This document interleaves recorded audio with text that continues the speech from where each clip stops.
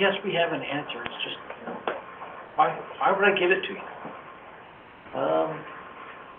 We were going to do a, formal request, actually. No. Well, I mean, like I said, I think we should, just so that we, Yep. for future purposes, Yep.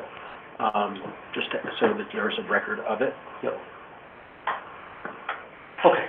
All right, so we're going to go ahead and call this meeting to order. From a roll call perspective, just a reminder to everyone that you need to click on the link in the meeting invite and then sign in through the form. That way we can just take roll call through the form versus going through and calling out everybody who's joined. We have quite a few people on the call today. And I don't see a good match between the two. So please make sure you do that before you get off the call today so we can track everyone. This is Todd. It's not letting you put your name in for some reason. I'll retry it again. Okay. I'll try again. And if you can't, Todd, you can always email either me or Bruce or Daryl or all of us and let us know you're on the call and we can log it that way. Yeah, almost everybody's just showing up as phone numbers. Only just a few people are showing up with their names for some reason. So the link in the invite, there's a link in the invite to a different web page with a Oh, group. okay. Yeah, that's what we're All right. talking about. Sounds good. All right, so from a discussion of the meeting format, the biggest piece of it is we're going to focus on the information from CenturyLink and the PSOPs, and then we'll have some open discussion items towards the end. So in order to facilitate this and keep it flowing, if you have comments and questions outside of the meeting format, if you can just hold them to that place on the agenda, we would appreciate it. All right. Project update. So I'm not sure if Nancy's on or if that's going to be... Should be. Nancy? You're going to... Yes, good morning, I'm here. Great. So Nancy, if we can get a overall project update from you, just a general project update, and then we'll go into these items of the schedule orders and installs. So if you can just give us an overview, big picture, that would be great. Sure. I've been meeting with the individual PSAPs, going over the site readiness checklist. I will be following up with them, make sure that they get all their tasks completed in a timely fashion. And I plan on updating your spreadsheet as well, Kimberly. So we have continued, we've placed the majority of the orders, circuit orders, to the PSAPs, and we're now working on the infrastructure. And we should have those issued this week. Okay, so I have some questions about PSAP meetings, but we'll start with the schedule then. So if we can review the schedule that Tim recently filed in the, that would be great.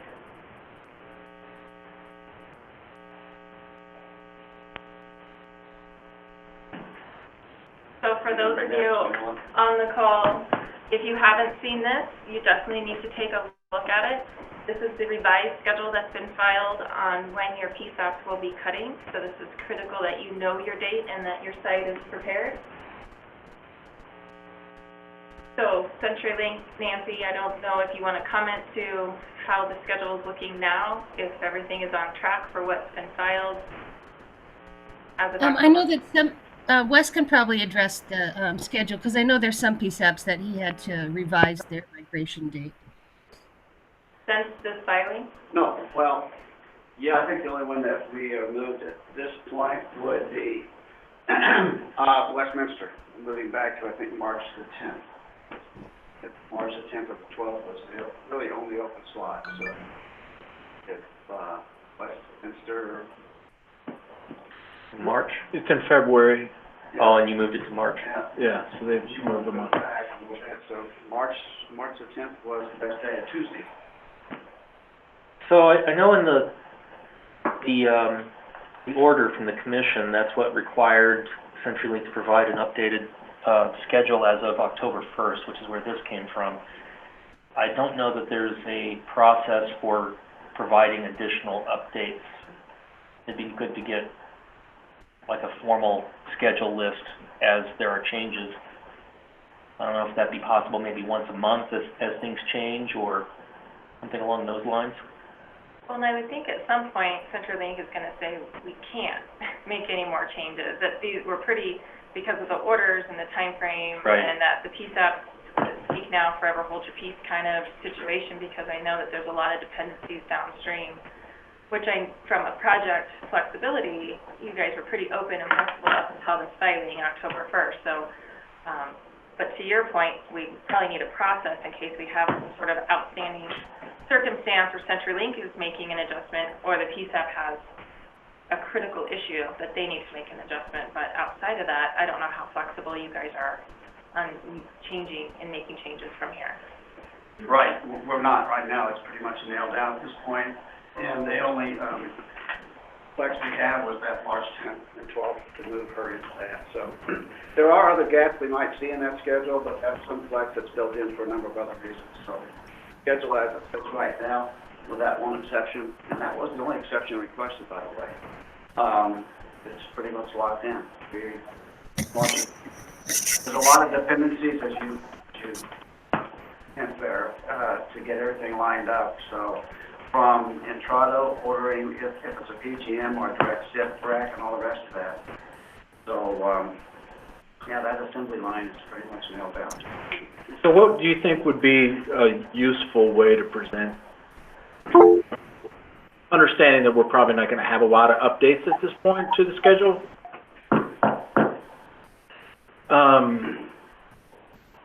How would you like it presented? It seems to me like if we hold on to the original migration date, that's probably not useful information anymore. Just kind of, I think probably maybe we'll say have a column that says the current migration date, and if we have a change, we'll show that in red line on in the chart. I wonder if we're making it too formal. Maybe it would be easier just to have this group keep a spreadsheet, and then if there are changes, you tell us. We can update that spreadsheet. And we do have a tab in the discussion item spreadsheet. It hasn't been updated since this revised schedule in October 1st, but I can get that updated and get that transferred over. And so that way this has been filed, it's in the tariff, but then we also have this working tab as it relates to the schedule. We have some where we, Oh, so you could do it in the Google Docs and then have a comment box that said, like, so you would just have a comment box that says Westminster moved. It'd say, in the updated one, it would say March 10, and it would say moved from February 6 in the comment box or something like that. Yep, do you want to click on that tab real quick? And we'll just take a look at it. So, again, I haven't updated this since the October piece of it, but it's the revised scheduling tab on the bottom that everyone can take a look at. Is it in this one? Yes, it is.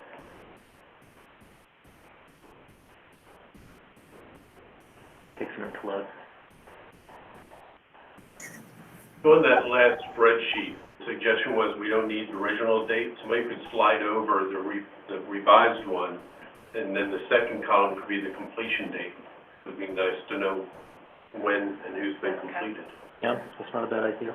So what I did here is I broke it down by month and just put them into groups so we would take a look at it, and then the information that you and I spoke about, Wes, was the order date's done, but then also are they going to or PGM? And those were kind of the pieces that you wanted to track here. So I can get this updated to reflect the revised filing, but we can also add, to your point, Tim, another one that says notes or comments over on the right side. If something got moved or a request has been made that it's been moved. And I don't know if this is helpful or not. It's, I like it. And I can't emphasize enough the need to know well ahead of SIP or no SIP. So. And I think if we keep this up to date, there's probably not a need for like a formal filing from CenturyLink saying this is the current schedule, as long as we know that this is accurate. And I need something like this too to be kept accurate for purposes of the grant, knowing when each PSAP or when each 911 authority is going to be filing for their. Okay. So if this works, I can get this updated. I just don't want to spend a lot of time updating it to the new dates if this isn't the right communication tool for scheduling. Okay. I don't. Silence is assent. I think this is good. And a thumbs up. So, that's it. For the PSAPs on the phone, I think the big piece on the schedule, what we're hearing from CenturyLink is revised dates have been filed. If you have problems with dates, you needed to communicate those. Moving forward, obviously there's still some discussion that could be had, but it's going to be very difficult for schedules to be changed. So do any of the PSAP authorities on the phone have any questions or concerns about the schedule? This is Matt. We have a concern for the one of the Montrose dates, but we're already working on that with CenturyLink, just waiting to hear back from them. Okay, so Wes, you know that that's an open item you have. Matt and I talked about that a week and a half ago. In fact, we might even move them up. But we can adjust Montrose. For the And most do you have does CenturyLink have that Bretzer request? It's to move it a week because of MLK holiday?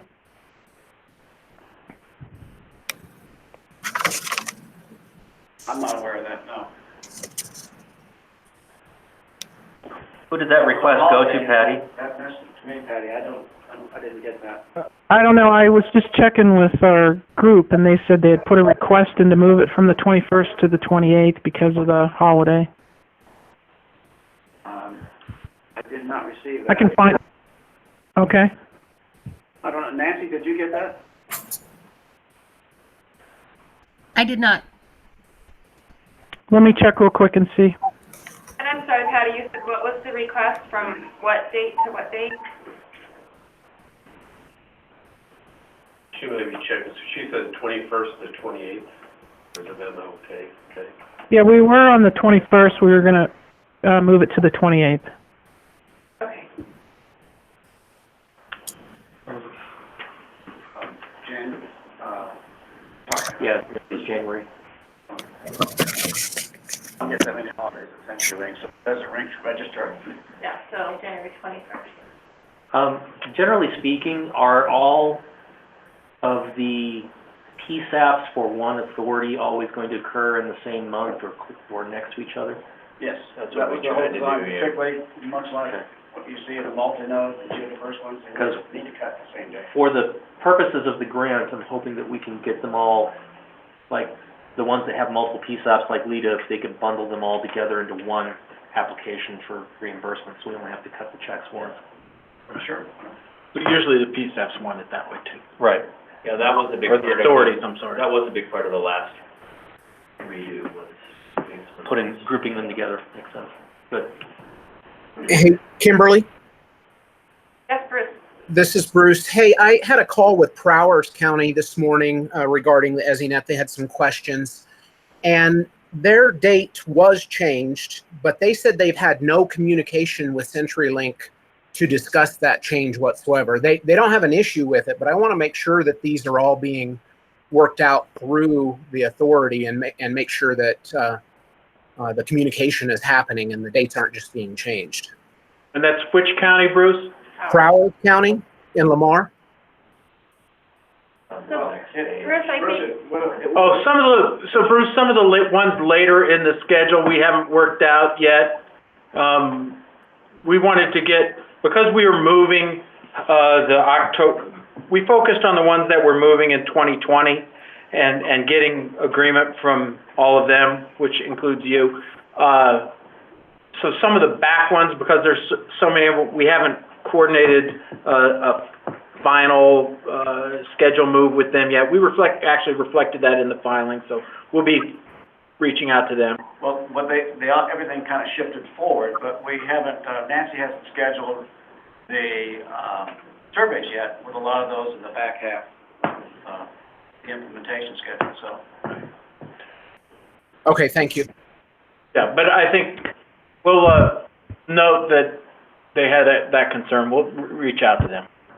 and I think one of the pieces on the schedule is that all the PSAPs and authorities need a copy of this. They may not be going into the tariff and getting a copy. Hopefully this ESInet user group are getting the information, but just from a big picture perspective, a lot of them should be tracking these dates based on that filing.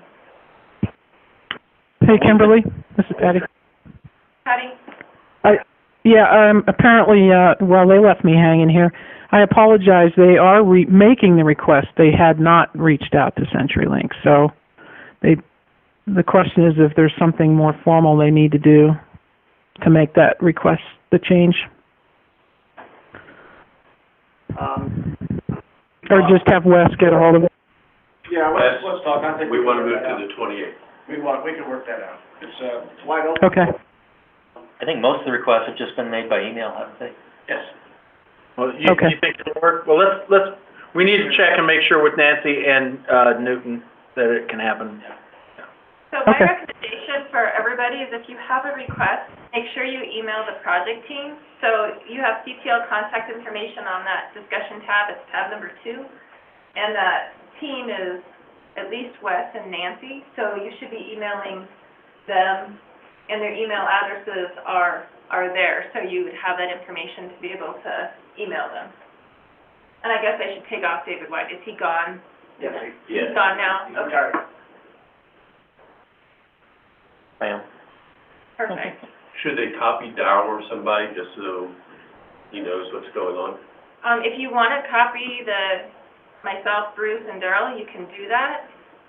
The biggest thing is we want to just track this in our discussion sheet so we have closure to it, so we know if you put something out there that it's been resolved and we can cross it off. One thing I wanted to point out is that on the last full ESInet users group meeting, when we were talking about this list had not yet been put out, and it was stated, or at least I recall it being stated, I may be recalling incorrectly, but it was stated that even though the starting date was being moved to January, there was hope that it was still going to be completed by October of 2020. But according to this list, it is being pushed out, so it's still 13 months. It's going from January to February. Actually, it's now 14 months.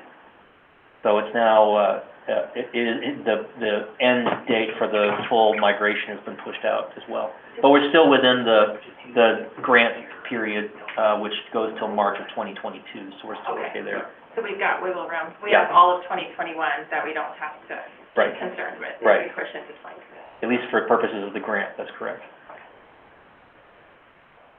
Great. Any other comments, questions about the schedule? Okay, so just to summarize, I've got two agencies with open items to CenturyLink on adjusting their schedule, and that's Montrose and Brezza. Broward County hasn't been made informed about the schedule changes, so we may want to just send something out to all the authorities with this attached schedule, just to remind them to take a look at their dates. And I will do that. I can send it out over the users group email list. I'm gonna- People who are on the list but haven't been attending the calls. And then from a communications perspective, just a reminder, if you make that request, to make sure you email the project team and also the chairs of the ESInet user group so we can track it in the discussion sheet so we know that it's been closed out and that you've got a response. Wes, based on experience in other states, what would you rate the likelihood that dates will start changing once you actually start doing some installations? Well, the last one we were doing was in Arizona, and they kept to it pretty closely, but we do need a little flex in there, obviously, sometimes, that you want to follow up, particularly when you're looking at, well, like LEAP, for instance. We're going to do that on a Tuesday, but we want to make sure that we have next day, make sure everything's buttoned up neatly and that sort of thing. So, that's also why we wanted to keep to the 13 months. Condensing it everything into next year would have been just too tight.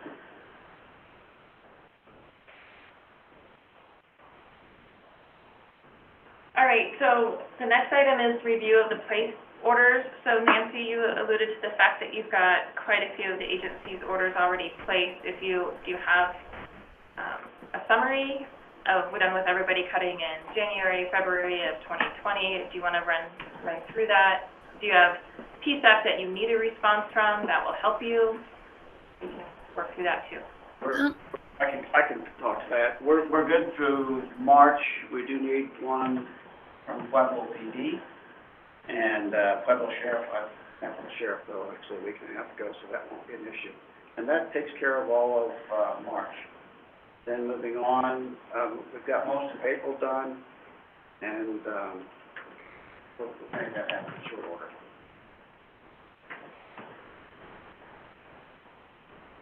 Anything else about the orders? Not from our point of view, no. Any questions from the PSAPs or authorities on the orders? Is anyone from City of Pueblo on the line today? They had emailed me and told me that they had questions about the survey, but they didn't specify what those were. They didn't have a voting member registered for this users group, but I've gotten that taken care of, but that was this morning, so I'm not surprised they're not on the call, but it was late notice for them. Hopefully they can join us for the next one. Actually, we're scheduled a survey to go back down there on the 30th. Okay.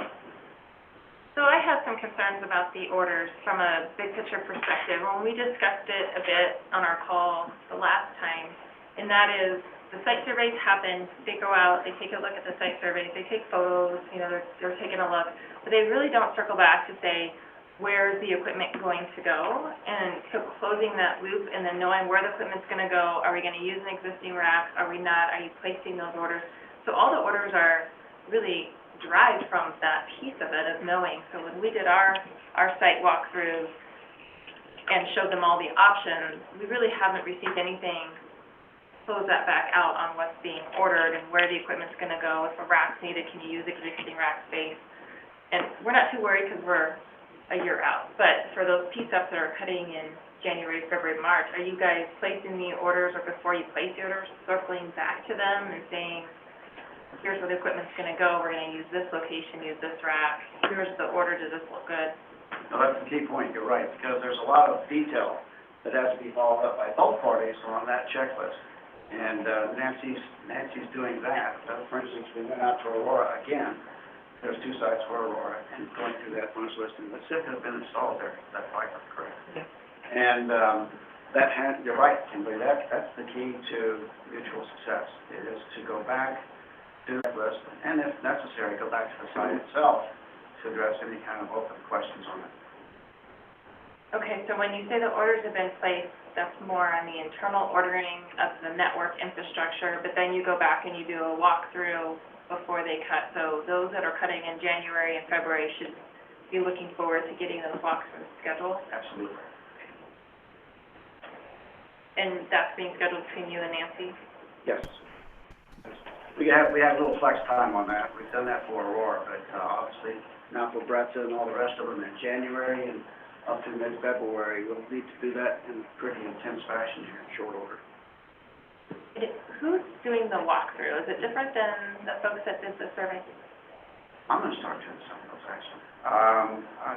Just to make sure that I'm comfortable with that checklist being completed satisfactorily.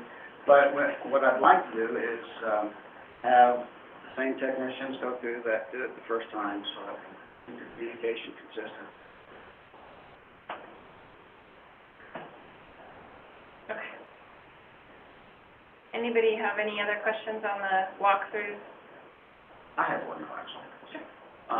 And Nancy, I sent you that note. We need to go back through Longmont PD and cover that. In fact, could you join us on that as well, maybe?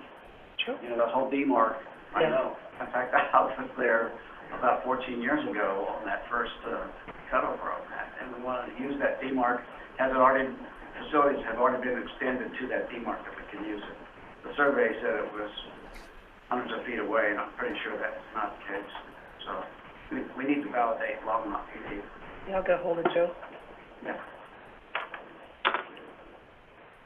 So Kimberly was just talking about circling back after the survey before it's done to make sure, like, the racks are in space, we know who's responsible for what.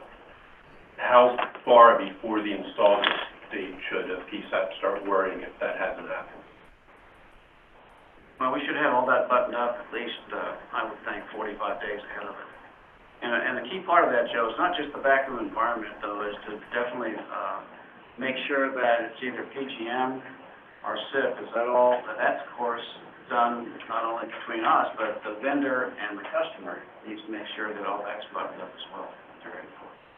the rest is on the 28th, by the 45 days before you'll come back around to confirm Yes, sir. is done and what hasn't been done. Okay. Actually, in Brett's case, seems likely that that's another fair-sized multi-node, 4 sites. We want to go back sooner than that. There's a lot of dependencies here.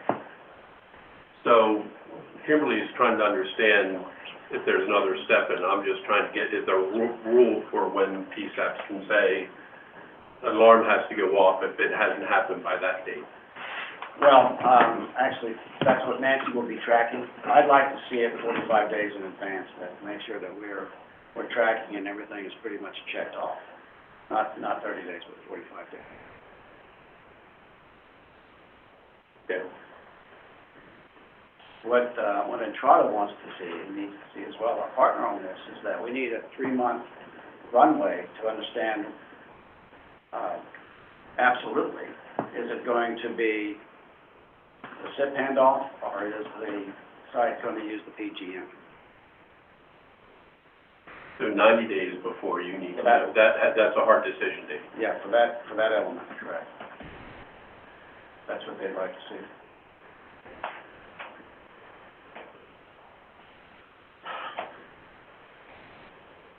So I'm not good with all these documents. So do we have like a milestone type calendar like we get with most vendors so we can make sure they're? No, Okay. we don't really have a milestone calendar. We have our discussion action item list, and then we also have the PSAP responsibility spreadsheet that the PSAPs and CenturyLink can use that are tracking their dependencies.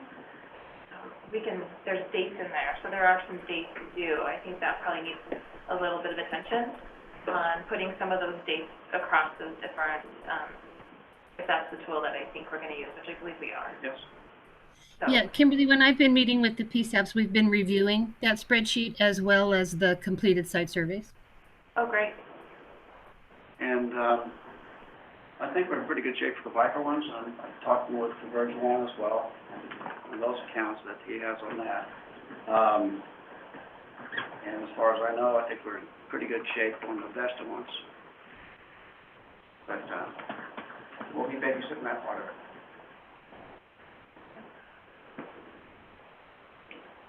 All right, so order setup and installs, we've already covered that, so we'll go into the new business, and we'll go through the discussion items and walk through this document.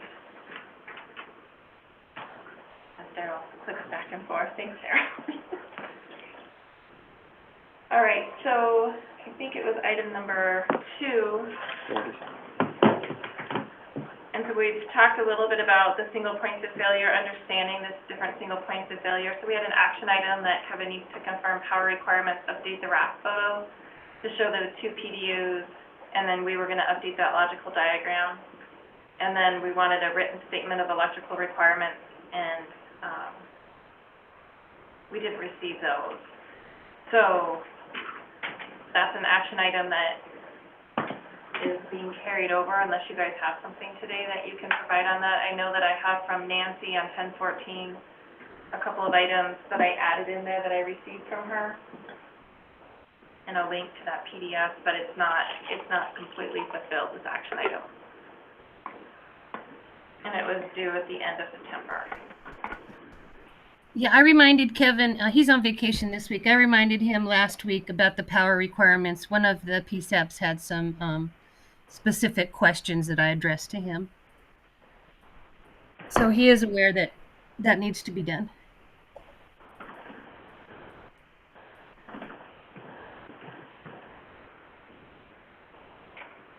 So when's Kevin going to be returning, and when do you think we can get this resolved?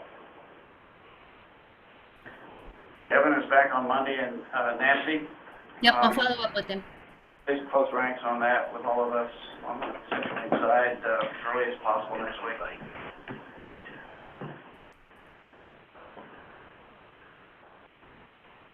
So I'm going to do October 25th. We should hear back from you. Does that work? Yes.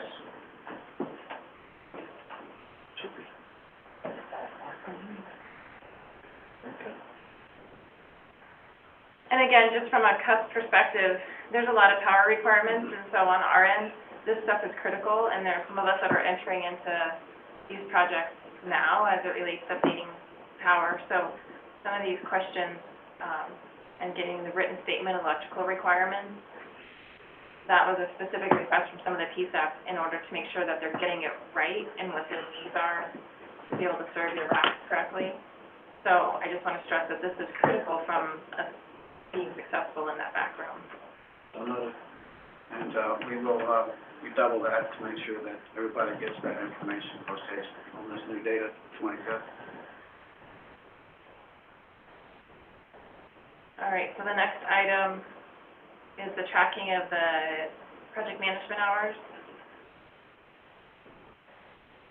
So I know Daryl, that you were gonna work on drafting a document for that. Oh, we did that, like in the second meeting, Yep. and we had a document that we showed at that time, and I think we decided to do something else. We also have that ability to track it in the document when Nancy's going out, working with the different PSAPs, so yeah, we can track it here. And this was the simple document that I came up with back then. I don't know that it's detailed enough to meet the needs that you're looking for. The other possibility is, this is the document that you came up with, Right, and I think it may get a little closer to what you're wanting. then if you scroll all the way to the right, there is the project hours estimate. Right. So as you guys are going through and working on that for each PSAP cut, this is a tool, if you wanted to track those hours internally, because you are gonna be invoice formed, so you're gonna wanna be able to account for them. At least I know that I'm gonna wanna account for those hours to, Sure. from an audit perspective. We get that. What line is it again? If you just scroll all the way to the right, you'll see I have that top down. And that's in the aggregate, just putting that number down. And then, as we go through, we can talk about. Okay, Yes. all right, gotcha. This is all for one PSAP. Oh, I see, for each 911 authority. Yep, exactly. Gotcha. Wow, a lot of work. You're good, Kimberly. Oh, that's great. Yeah. I can't thank him for Oh, wow. All right, so should I close this out and just note the fact that we'll try tracking it here on this document then, since we've got the formula set up? I'm good with that, if you guys feel that will meet your needs. Looks good to me. Nancy, are you good with that? I am. Okay.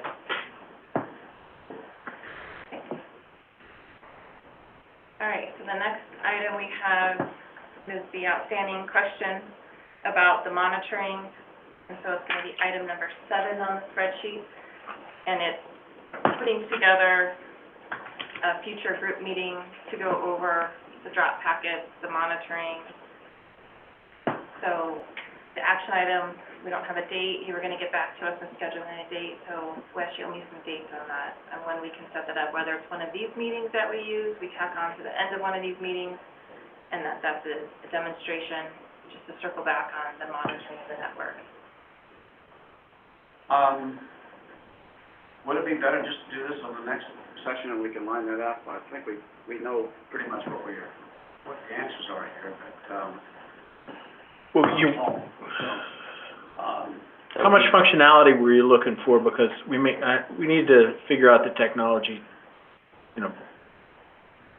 we need to set up a connection for that, right? well, I don't know. Nancy, is Paul on the line? Not at this time. Do you want me to, I'm seeing if you can join?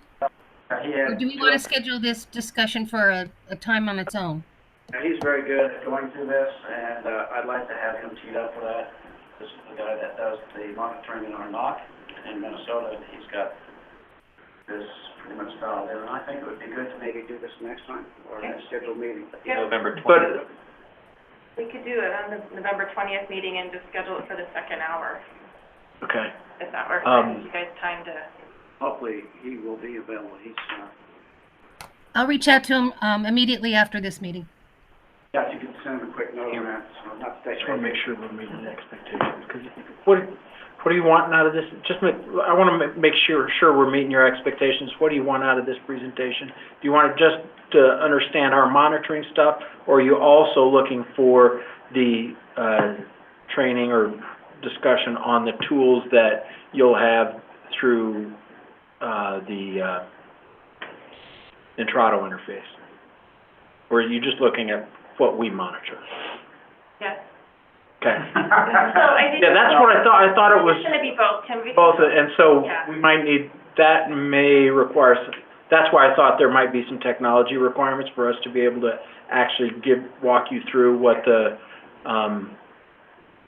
oh, it just flew out of my head, what it's called, the Intrado monitoring thing. Clearview? Clearview, yeah. I wasn't even thinking about the report part of this. Yeah. You're, That's what she's asking. And if it's 2 meetings, it can be 2 meetings, but just remembering what the user said on the last call about this, some of us have had the privilege to be able to see that because of other discussions in other venues, but the majority of the folks on the call have not. And so we obviously want to know about what you're doing in the network, what you're monitoring, so we have a good understanding of expectations and they're set correctly. But then I also think the tools and what we can do with the tools are going to be critical too. So if that's 2 meetings, or if we can do both of those in an hour, which I think we probably could, because we're not deep diving, but if we could plan that for in a month. a good point. I think if looking at the reporting part of that, that would take actually more time than the explanation of how the monitoring flows, basically and Trado's monitoring as well as we are. And of course, we have tags to the network, and anything that is an anomaly or things like that, for us, it's business as usual, and the notification, of course, will go right to the PSEC where that is effective. You're interested in that. How does that notification, what triggers that notification? And if there's latency and all the other things that's written into the tariff that we go, if there's something that's going out of that, boom, you notify you guys. Or individually, regionally, whatever. And if there's a need to do a remote presentation over the webcast, this package has that capability. We can set that up. Okay. Okay, so I'm giving that all to you. I'll take it. I got this. Batting it your way. All right. So expectation, understanding, are we good there? Yes. Okay, fantastic. Moving right along then. So the next one is item 11. And that was our concern in coordination between Intrado, which is in the meeting and discussion now, which is great. And so there was a list from the PSAPs, lots of examples of just concern about the coordination and communication, and if there was good understanding between both companies. Statement for that Intrado didn't know that Annie Alley would be delivered over the concurrent session, the network connection, so apparently that opinion was left with that PSAP during the site walkthrough, and that could have just been the lack of understanding. So we requested a technical diagram, visibility between Intrado, what they're providing, and then the response back was there's a gap on the site survey, and so you were going to just add some of these pieces to the project tracking sheet, and that was what we talked about when we do the site survey, knowing exactly then where the demarcs are going to go and having those identified when you do those walkthrough. And I don't think we've added some of those other dependencies in that project tracking document that would allow some clear visibility between, yes, we know that this is where the demarcation is going to be, this is where the handoff, the circuit's going away. I know in your case, we might circle back and talked about that. Like extensions of demarcs, location of rack and installation. And mapping, obviously, in your case, you wrote that up last time as well. Nancy, let's toss this over. Make sure that, Kevin, we follow up on this in more detail on this request here for 11. Because we may just want to add a few more lines for each of the PSAP authorities on that project tracking spreadsheet that adds this additional information after you've done the walkthrough, more than just the site survey. I agree with you. We don't need that as well. But then from the original concern about really are the companies tracking together what's being delivered, I mean, obviously you guys are working together, you're in partnership on this delivery, so I don't know if that's just a communication issue when that original site survey is happening. Well, that's why I want to go back on it. The original site survey typically has been using some of the techs that are in that region, the nearest tech, and then to bump that up against this sheet, that's why I want to circle back at least once, twice, whatever it takes to make sure all those open issues are clearly understood by all parties and nailed down well in advance. So I'm trying to think though, what do we want to, when you're saying to add this to, expand on the survey sheet, circle it back, add something to the Yeah.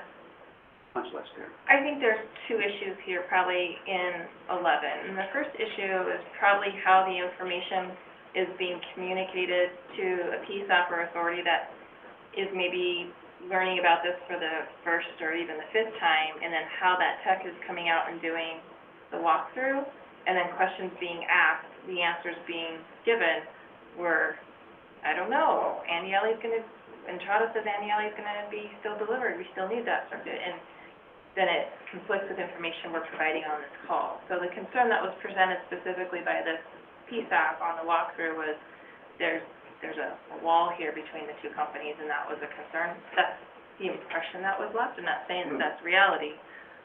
But I think that assurance of you guys are tracking together, obviously, you know, this big project, you're working closely, and then the tech doing that site survey, that walkthrough needs to make sure that they're informed. Yeah, we work very closely together. We have weekly calls and all the rest of that, and lots of fair amount of communication in between those calls. So between Entrada and CenturyLink, I'm very comfortable with the communication right there. I think that first comment about the alley not being in was probably a casual comment that wasn't understood by some party there. Is it possible the local techs that you're having go do that just don't know the full, because it's a lot here to know? Well, I gotta be honest with you, maybe the first couple of tags weren't fully briefed efficiently and might have inadvertently misrepresented that. They all know now, so that won't happen again. So, but is there somebody else from, say, your core team or whatever, who should, before you get to the 45-day date, has been out to do that? Not, so it's not just a local tech, but actually somebody in your... I'm personally going through all this with Nancy on following up and all that. Just because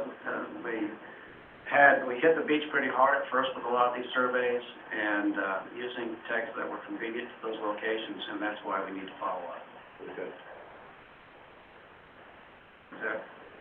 So is that a phone follow-up, or are you actually going to each site? I'm phone following up internally with that, but I actually, quite frankly, plan on physically following up on these locations myself.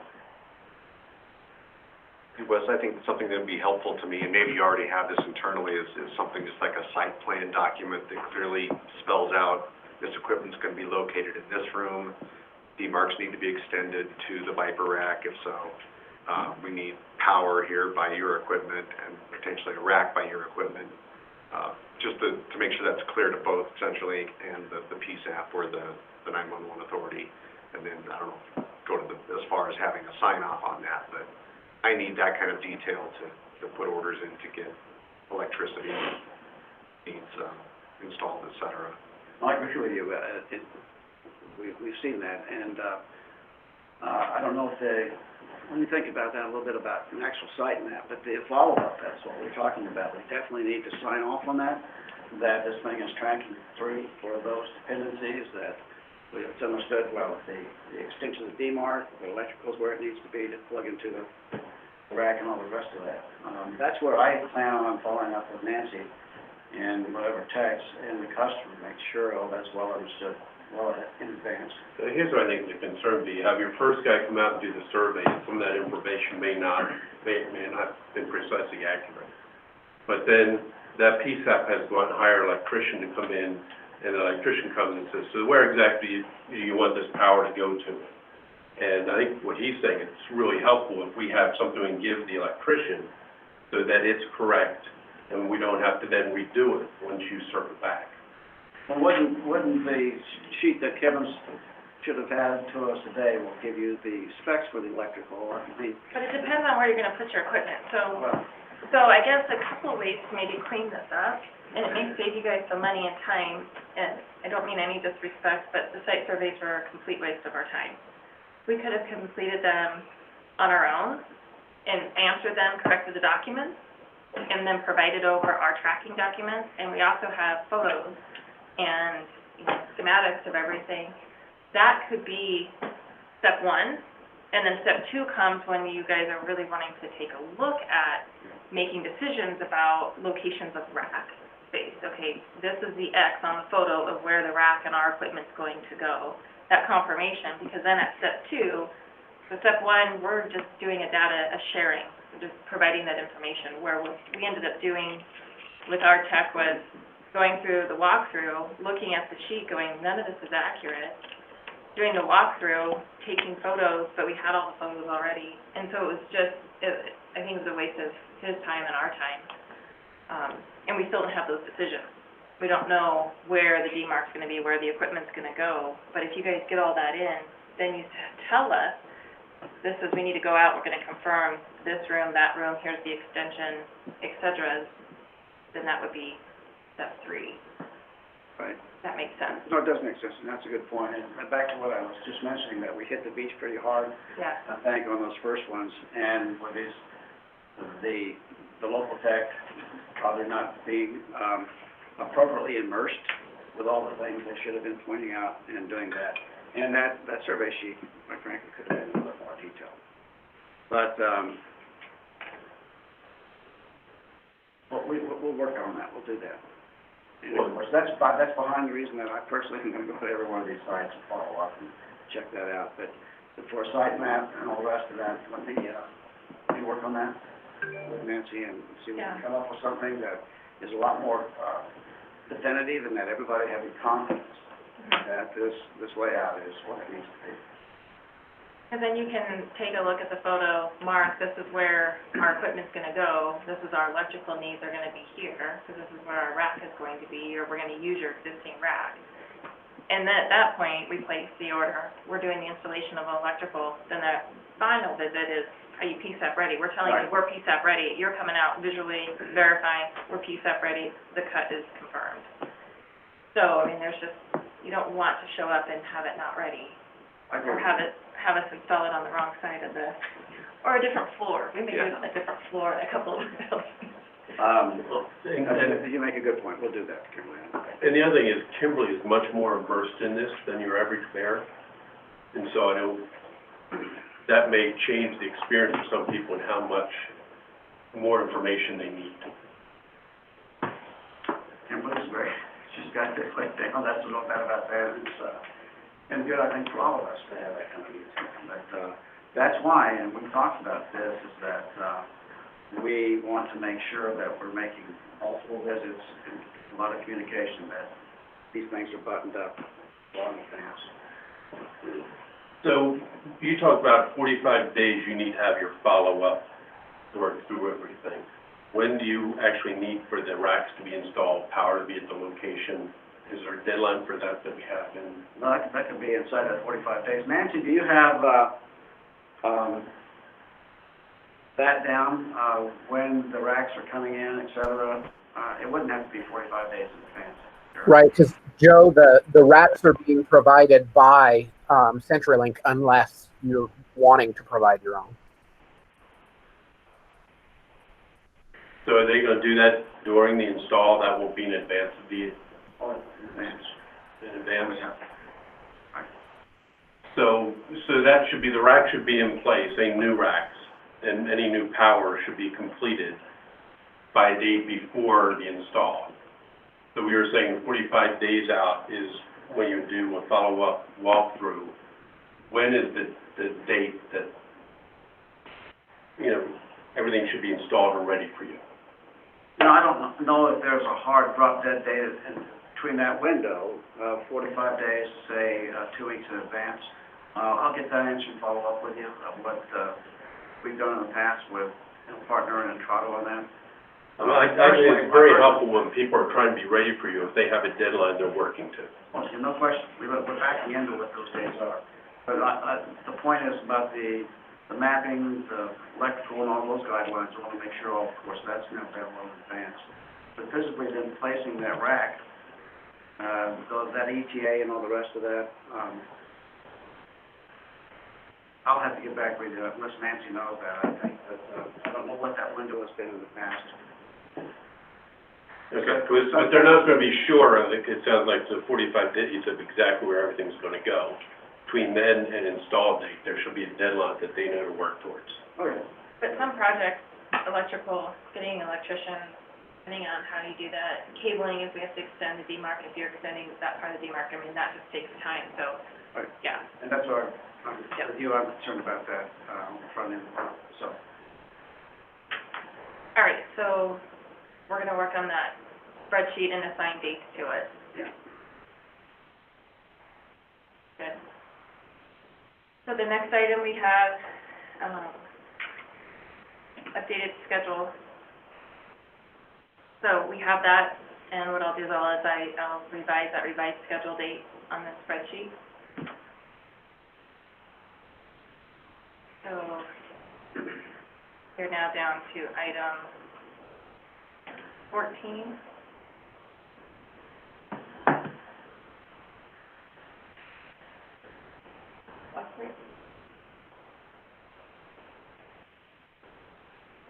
And so item 14, we had a conversation about rollback plan and that you guys were going to actually provide documentation of that. Kind of the contingencies. The contingency plan was the analog trunk, that they're going to be up and they're going to be ready to go.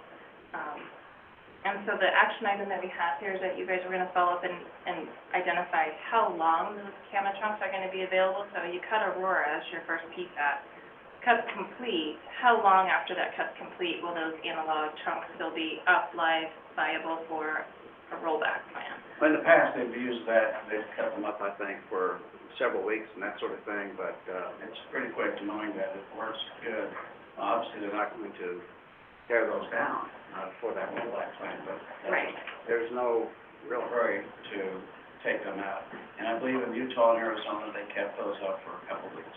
Okay, so that was the action item, was just to follow up to if there is going to be 14 days, 21 days, 6 months, you know, how long is CenturyLink going to have those 911 trunks, camera trunks in place if there was a problem in the network that they would be.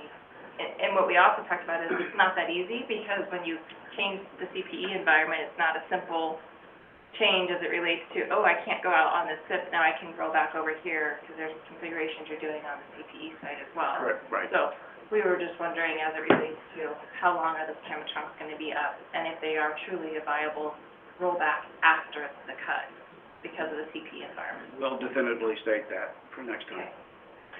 Do you know if you've ever had a rollback? I've never heard of it, but that's not to say that it hasn't happened. It'd be interesting to know how long it takes with the CP and all, because it may not even make sense to get the SIP fixed faster. Oh, well, SIP brings a lot of benefits to fixing everything faster once you go SIP, but, yeah, Joe, to be honest with you, I've really never heard of it going back. But I anyway. don't want to go say ahead. that because, see, if you say that, it's Yeah. never, Yes. it's never happened, it's never been needed. Colorado. Close enough. I've never heard of a rollback. I have heard of other states having problems when they first go to SIP. And some of those problems, you know, in past years have been low volume, echo on the line, latent, you know, like a delay on the call. Not to say that we're going to experience any of those, but if we did, it'd be nice to know that we can roll back if we need to.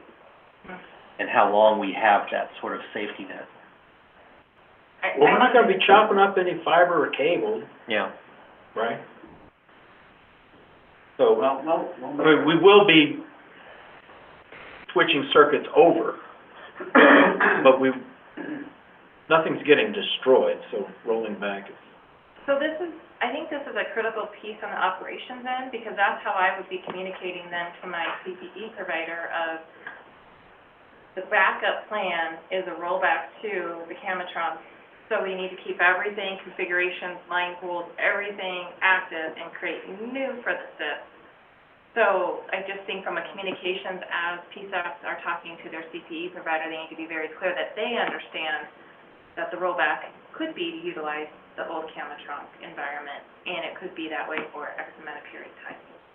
So that's why that's important.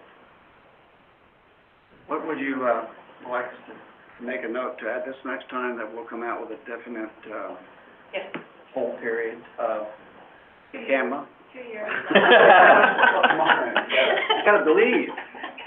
No, I believe there's, Nothing happens the when you FirstNet keep the contract net. was for 25 years, so Right, so. those are the kind of timeframes we're looking at. If you keep So the I same think net we running- actually have had this conversation before. I think there's an answer to it. We'll find it. Thank Yeah. you. If you could just let us know, that would be helpful. Yeah. Well, in South Dakota, they rolled back pretty quickly, didn't they? Start sailing on the ComNet. Well, South Dakota hasn't cut on the new one. I'm sorry? South Dakota hasn't cut. No, I mean in their previous provider, ComNet. Oh, comment? Oh, Yeah. well, The Central got to go in and roll them back to CAMA there, because they were failing. Was that right? yeah, that's why we're there now. Yeah, they, It does happen. well, no, not us, that's another. No, we weren't saying you specifically, or Right. Century, but. So who was the previous provider? ComNet. ComNet. And, So it's important. So, Yeah, fine. yeah, if you could give us a time Yeah. period is great. 'Cause No, I think there's this, we have had this conversation before, and there's some sort of,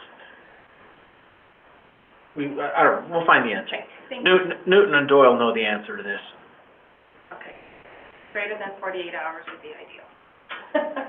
All right, the next item is number 17, and that was our request for a logical diagram. So, as it relates, obviously, we're getting a handoff, it's an ESInet connection, so Kevin was supposed to follow up and have this information for us today. He's on vacation. Do you have that information from Kevin? I do not, and that is Kevin's to do, and I apologize that it is not done. And he will be doing that for everybody, so. Yeah, I do know that he has had some discussions with Intrado regarding this. They've talked about coming up with a IP schema to provide you guys. Okay.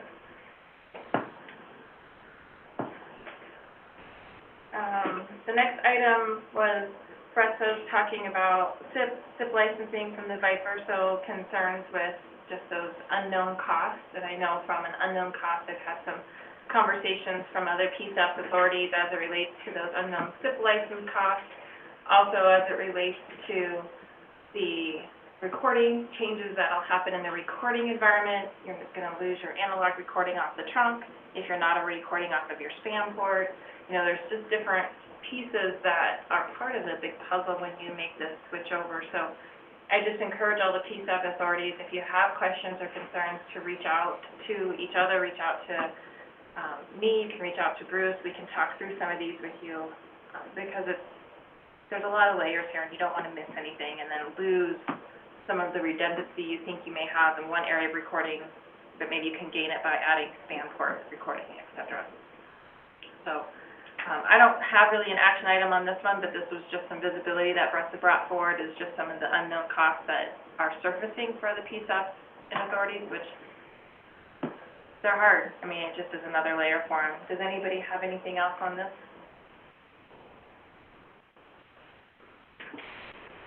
I don't know that you can do an action item because it's going to be so specific to each. Right. Yep. I think the biggest action item is don't be afraid to reach out, share if you have questions. If you're unsure, call one of us who walked through some of this stuff, and we're happy to help. It seems to me that each PSAP is going to need to speak to its vendors to find out if their systems or equipment will be affected by the change. And there must be a summary you have from CenturyLink of what's changing to give to the vendors or something. I don't, well, sorry, Wes, but I really think it's up to you, to your authority, to your PSAP, to then call your voice logger to say, here's what's happening, because CenturyLink may say, and we have that in the project tracking spreadsheet, notify, get a hold of your voice logger, get a hold, talk to these folks. But we've been doing span court reporting from day one on our voice logger. So we're spanning and we're doing IP recording. We have recording at the trunk and we have recording at the console. Not everybody has it set up that way. So they really, and it may not be licensed, their logger may not be licensed to even do that or configure it, or you may have additional long-term storage. So there's so many layers to this. They really need to call each of their vendors and talk about it. Yeah, I agree. It's pretty complex with all the different balls in the air between your CPE and that logger. And so I encourage everybody, maybe we should broadcast a message for them to have that call themselves, and we will avail ourselves anytime to talk with their vendor and them to kind of go through that. What does it mean, say, trunk level recording, if you want to do that on an ESInet, and what's possible, what's not, depending on their equipment. We just don't have visibility to all the nuances of their CPE and their, of course, their loggers too, so. No, I understand that.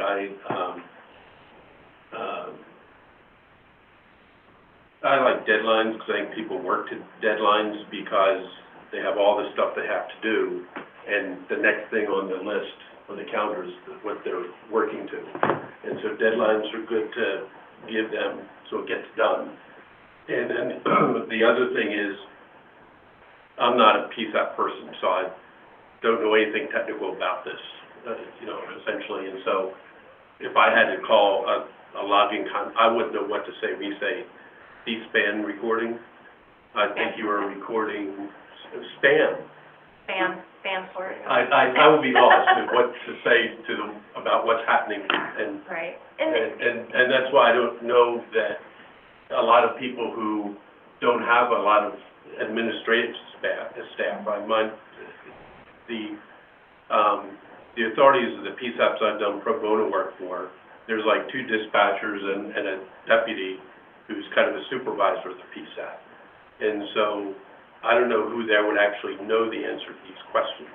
Well, and so a couple things on that, Joe, is on our project tracking spreadsheet, we do have these individual pieces of equipment called out with dates, and so there should be, in the dates, we obviously need to customize as it relates to the cut. So there are dependencies and then dates. Now, we can't make a PSAP or authority change the recording environment if they lose the camera trunk reporting, but they're okay just on a console level recording, and they don't want to do a span for it, or maybe they're in an LNG environment. And so there's all pieces that's unique to them, but there is that piece to track in the project tracking spreadsheet. PSAPs and authorities need to look at that. So I encourage you on the call, if you haven't, you need to get in the folder and you need to take a look at that. To your other point of not knowing what to ask, because if you don't know really what to ask, from a ESInet user group perspective, I think that's where the users need to just really reach out and lean on each other, because it's a lot and it's complicated. But there's so many resources here. I mean, even from Lita's perspective, our technical manager, if we have questions, if somebody has a question, I'll plug in a different resource and let them walk through it and help, because it's critical that we get it right. One other piece I'll throw out right here to that point is, we were exploring via email, haven't come to a conclusion, is do we need to have a statewide 911 authority board PSAP meeting to talk through just this particular project specifically and really dive into it to be able to answer some of those questions. So we're going to continue to explore that today just to see if that's something we need to do to have some even breakout sessions or more conversations about what all these pieces mean. A summit. A little bit of a summit type of approach, yeah. All right, so back to the discussion spreadsheet. The rest of the items are just items I tracked from the earlier conversation about the moving parts of what's been going on in conversations, where we've got a request from Montrose, from Bressa, Howard County. Then we've got the orders that you are outstanding, that you need something from Pueblo. April's almost complete. The walkthroughs, that those should be done at least 45 days prior. That way the PSAP can be tracking that. And then, You just put these in today. I did. Oh. Well, you were talking You're earlier. Yeah. I was typing while everyone was Very efficient. talking earlier. So does anybody have anything else that they would like to add to the tracking spreadsheet that they need action on from CenturyLink, or even CenturyLink? Is there something that you need action on that we can help with? On the Longmont one, hey Patty, can we get with you on a walkthrough there? And the PSAP? Well, Joe Humble would be our, Just figured Patty would want to be part of that. Okay. Yeah, it's going to be Joe is your best bet. He's the tech guy for Longmont. Yeah, that's the one thing in my mind that I want to make sure that we get that handled, understood right away. and we'll just bring one of our techs, Rick or Lucas. Okay, perfect. That's good. Okay, does anybody have anything else they want to add to the spreadsheet that we need to be tracking?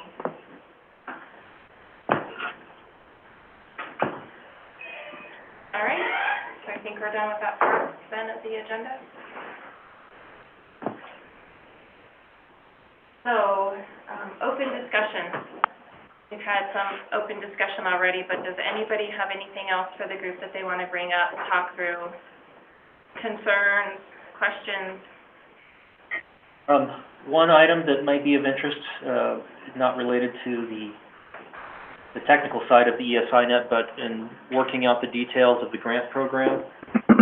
I had originally said that I think I'm down with a cold, that I had hoped that we could send out the 40% matching up front before you make the payment, so that those smaller 911 agencies that may not have a lot of cash on hand to make that non-recurring cost payment can do that. And then we said, no, now the grant people are telling us we can't.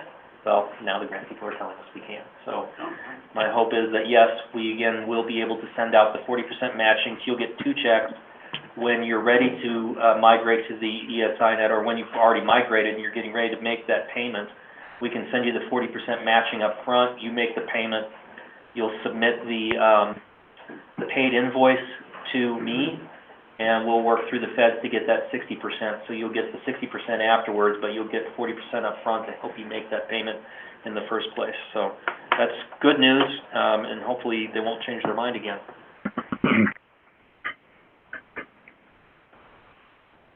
All right, anybody have anything else? Yeah, this is Rob Greer with City of Aurora. I have a question for CenturyLink. Is it true that ESInet users can only roll their 911 trunks over to ESInet users? And being that we're going to be the first ones that go, if that's true, what is the plan for us?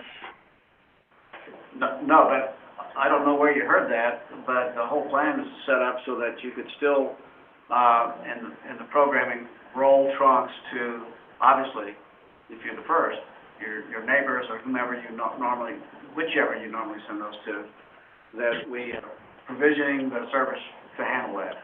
And that's in part of the bill, so I'm kind of curious, where did you hear that from?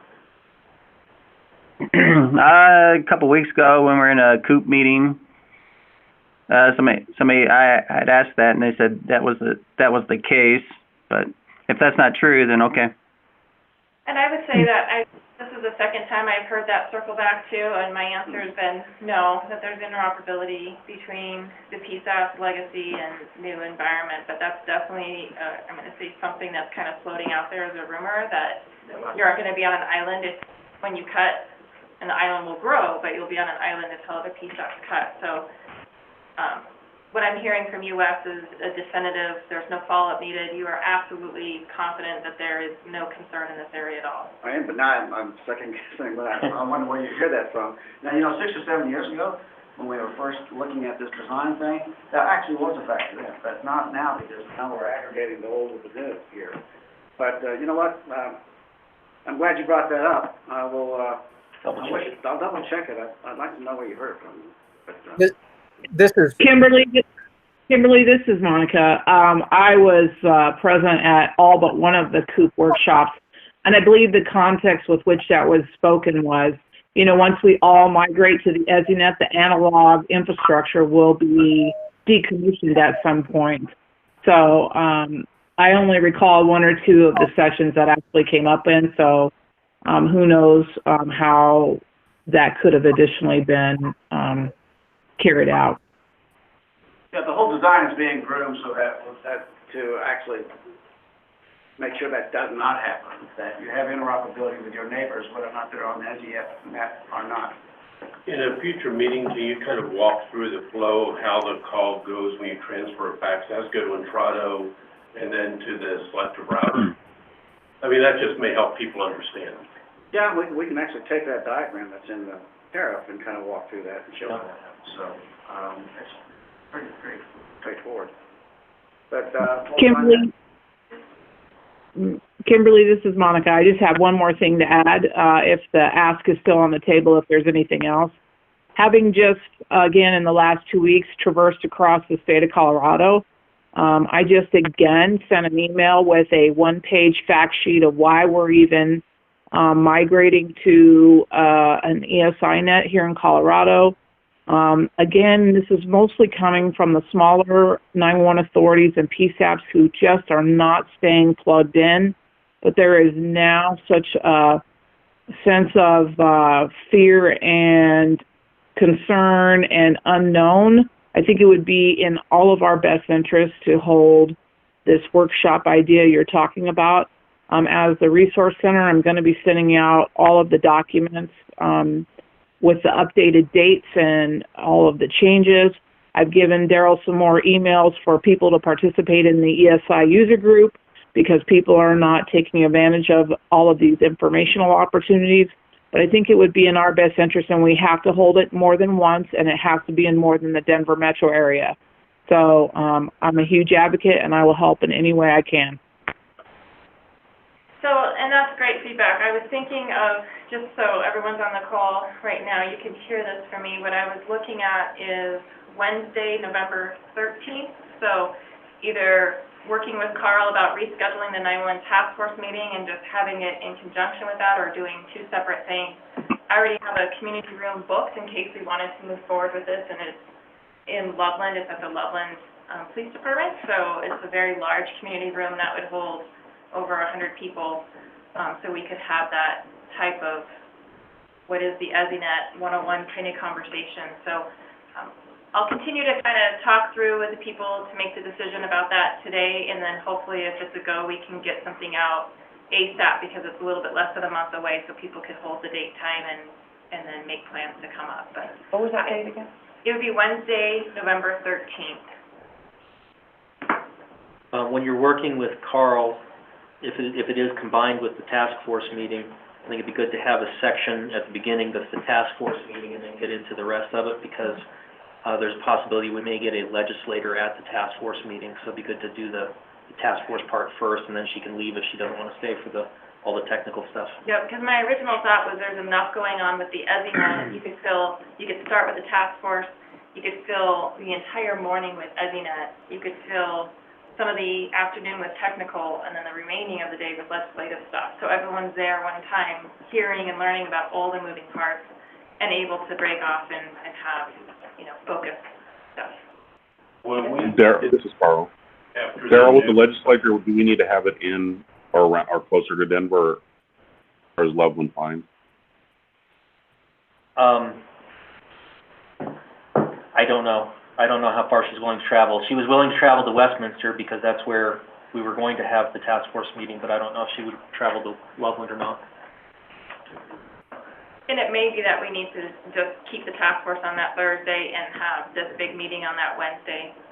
I don't know. So Carl, I'll be calling you maybe later today, early tomorrow, because today's a long day here, but so we can talk about what you want to do with that as the chair of the task force. Okay, yeah, I'm good with either way, but we can talk about it more. So back in 2007, I think it was, when we did the tariff revision, we had a summit, I think it was at a task force meeting, was in Brett, so we had well more than 100 people there. And this room could easily hold even more than that, just depending on how we set it up. And in my time up here at WIDA, I've called 2 statewide 911 authority board meetings, and they've been incredibly well attended. And the first one was just, who are you, what are you doing, what problems, questions, concerns do you have, how we can work together. And we got into stuff like bylaws and IGAs and in budgets, and it was a really good meeting, so. Well, and Monica also is talking about doing them regionally. So is that something different than this, or?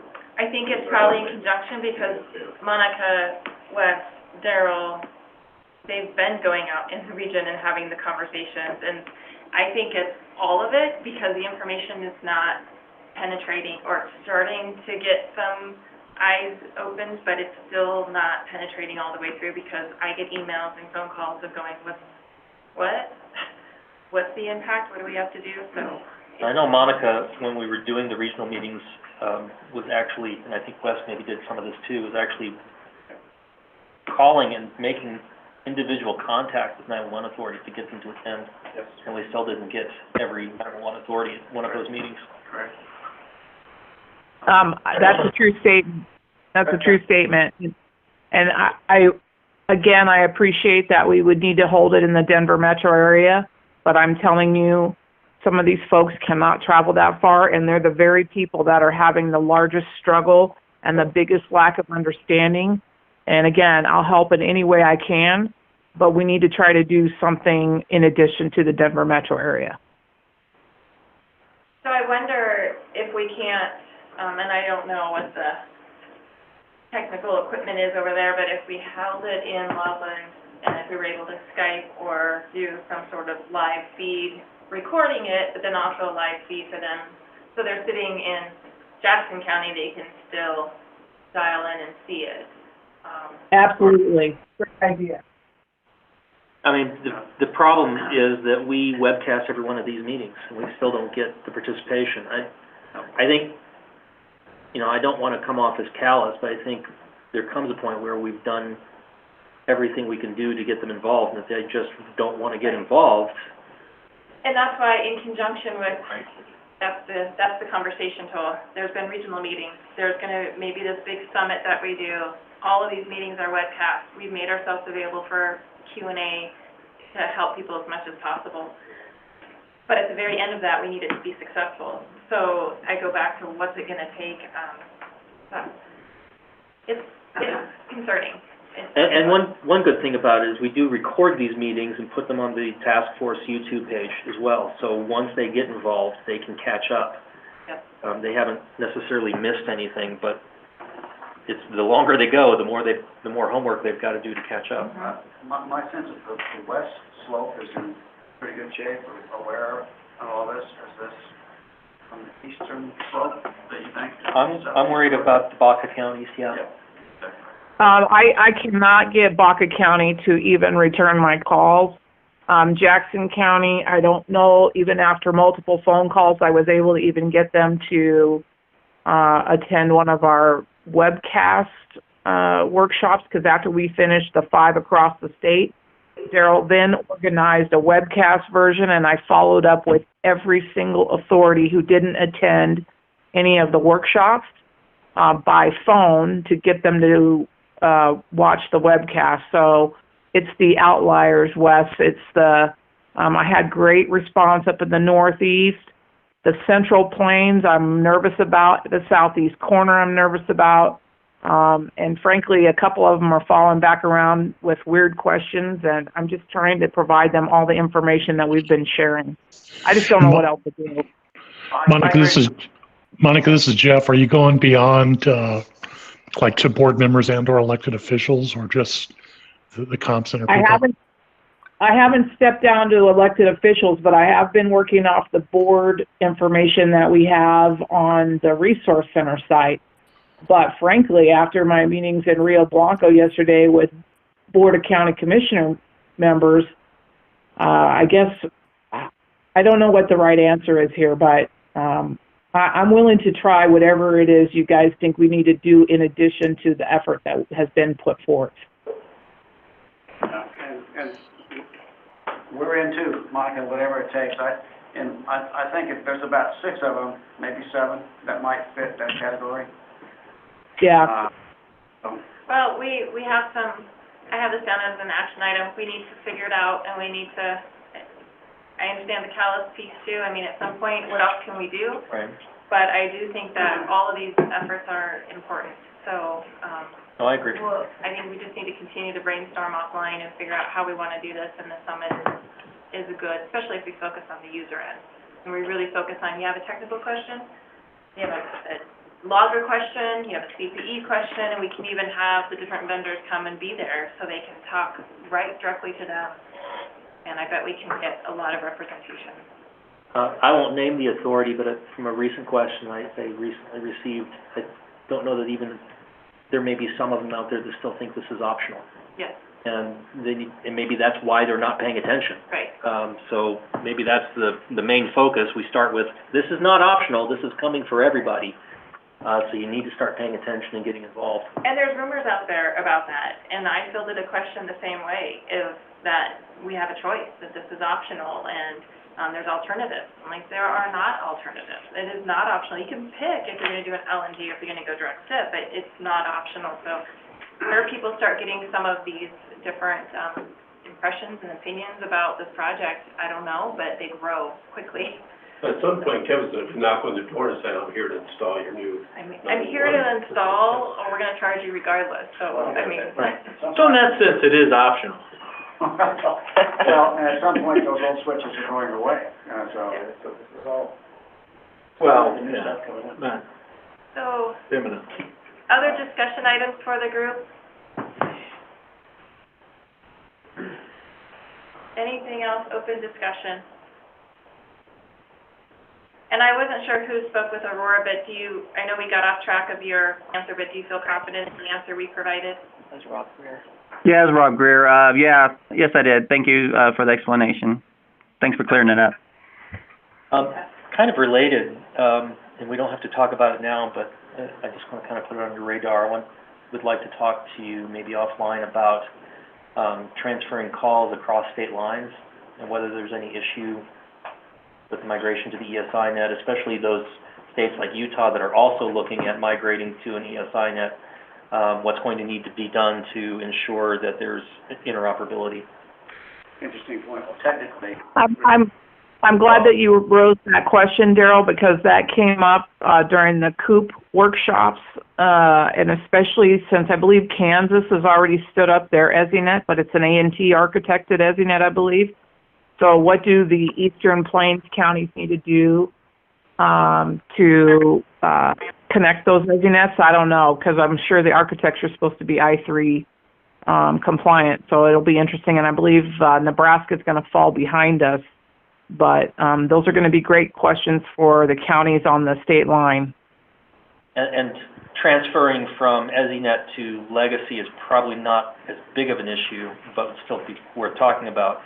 But ESInet to ESInet, even if they're I3, there's still details in there that have to be worked out, it's my understanding, before they can communicate directly to each other.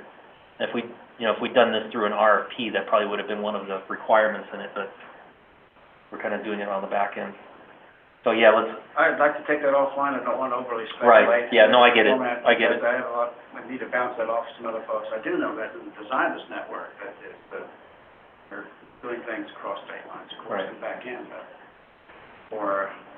Maybe that should be an action item. I have it down. Okay. Yeah, I just added it down because I think it's critically important, and you might as well answer it now. And so you guys could talk offline more about it, but then bring it back to the group so we know, especially for some of us that have... Your question is not a worry that the fact, that we're sending the call to Miami. No. Inside the ESInet. Your question is, what about border towns? Yeah, right, so exactly. I have a rolling DB that's heading northbound I-25, crossed over state lines. We're still in conversations with them, but now we need to transfer for whatever reason. And so how do we do that? How do we transfer to Wyoming? Is it going to be a problem? And that's probably the most common use case. Another example would be someone here in Loveland calls and says, I just got a text from my nephew who lives in whatever state. And that's kind of the long-term goal of 911, is to be able to transfer calls from anywhere to anywhere in the U.S. Yeah. But that's probably beyond the scope of this users group right now, but But not my example. Not your example, Your right. example is probably phase 2 maybe, when we start really trying to look at ESInet by ESInet, but my example and all of But those if you need to- are border. yeah, if you need to transfer a call to Cheyenne, how do you do that? Yep. And is that still gonna be just a push button, or is that something else that needs to be done at the PSAP? Okay, let's, I've got it down, next time. item number 27. Interesting. Anything, Go on pretty fast. anything else? All right, so I encourage everybody on the phone, PSAP authorities, to take a look at your project tracking sheet. We're gonna regroup it and organize it, because right now it's broken out by month. And so with the new schedule, we'll just kind of copy and paste and get that all aligned correctly, but you should still be able to find your PSAP authority in there and look at your open action items. And then if you have other items that you want to track but don't want to talk about it in this group, feel free to give one of us a call so we can talk through it and then decide if it needs to go on the discussion sheet. And other than that, public comment from anyone else? All right, well then I'm going to go ahead and take down this call while we take a break before we get on additional calls later this afternoon. So thank you, everyone. We appreciate you joining. And if you haven't signed in yet, please do so before you log off for the day. Thanks, everyone. Everyone. Thanks all. Bye.